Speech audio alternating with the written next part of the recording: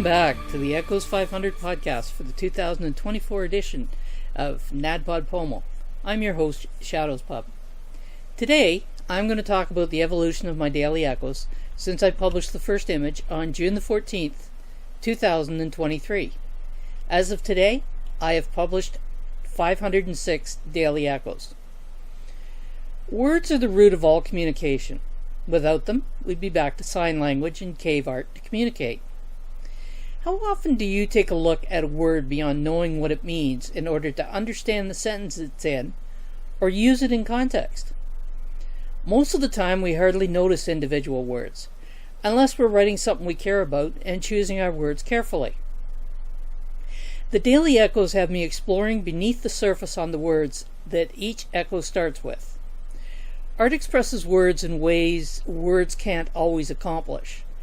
It's a visual expression of thoughts, ideas, emotions, and more.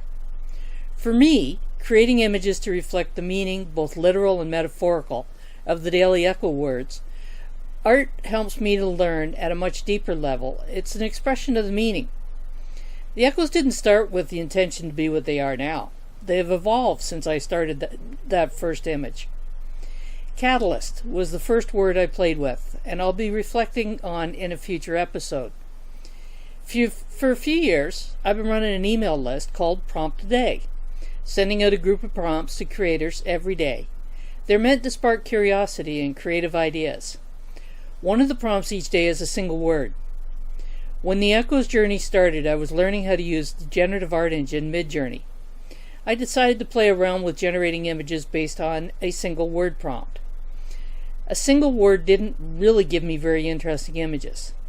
I decided to stick with the idea, but to experiment with what kind of images I could generate based around the meaning of the word.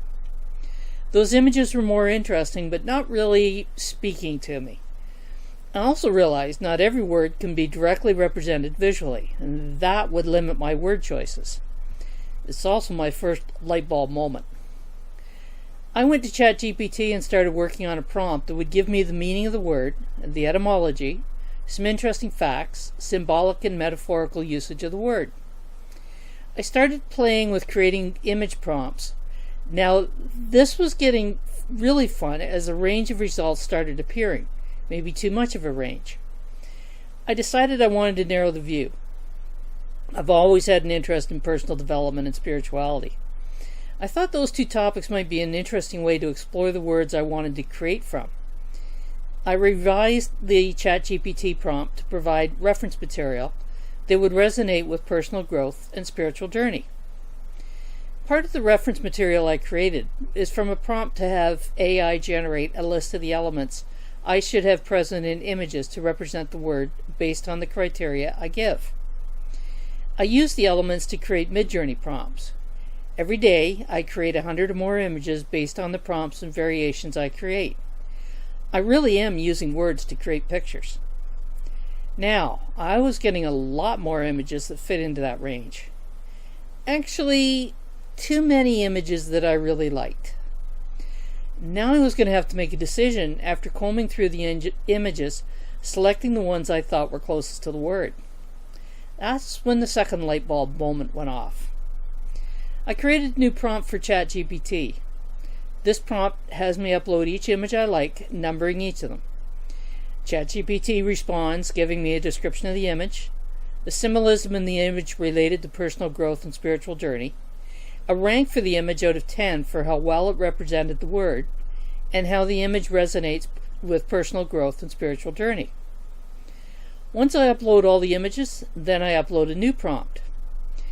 This new prompt provides me with a comparative ranking of all the images for how strongly they represent the word, and add a ranking for personal growth and another for spiritual journey, both of them out of 10. Adding the rankings for personal growth and spiritual journey tells me how strongly the image represents them and helps me to break ties when multiple images rank 10 out of 10 for the image. Once I have the comparative ranking, I have my image of the day. Some days I go with the second or third ranked image if I like it better and it ranks well.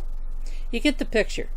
A system has evolved and AI provides me assistance as I explore the words.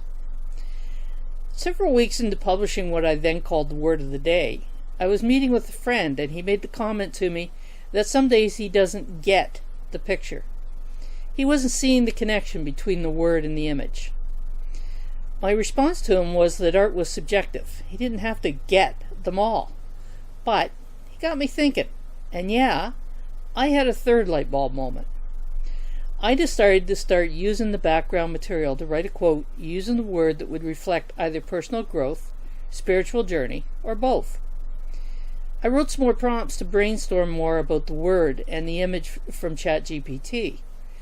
All the data from the prompts are compiled into a master note in Obsidian, which is my note-taking software of choice. I combed through the material, building a much broader understanding of the word, how it was used, and how it relates to the image I've selected. I find using my iPad and iPencil to write notes about the material helps me to integrate the material better than typing notes. Studies have shown that the hand-mind connection does improve learning. As I work through the material, my understanding of the word and its different facets deepen, giving me ideas about where I can focus to create a quote to illustrate the word and the image in words. Toward the end of 2023, I started rethinking the name that I was giving this project. It was becoming clear to me this was a project I enjoyed doing and I wanted to keep doing it. The idea of echo was something that resonated with me.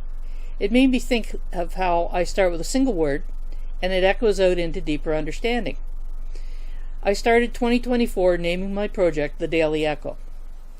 Every month I use AI to generate the sets of prompts for my email list. The single word prompts become my list for the Daily Echo. A rule I made for myself was to accept the word for the day no matter how unfamiliar I was with the word or how difficult an image might be to create. There are days my rule is tested and I get tempted. I've stayed the course and found myself learning new words in new ways every week. Writing a quote to capture a sliver of a topic is an interesting challenge, especially when I stick to using the word in the quote. I'm conscious my reader isn't likely to know the meaning of the word, even when I use it in context.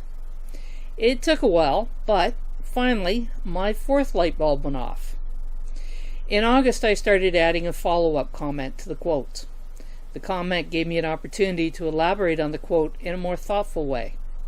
My use of AI as a brainstorming partner has grown and been refined over the last 506 days. I have a lot of material accumulated on each word.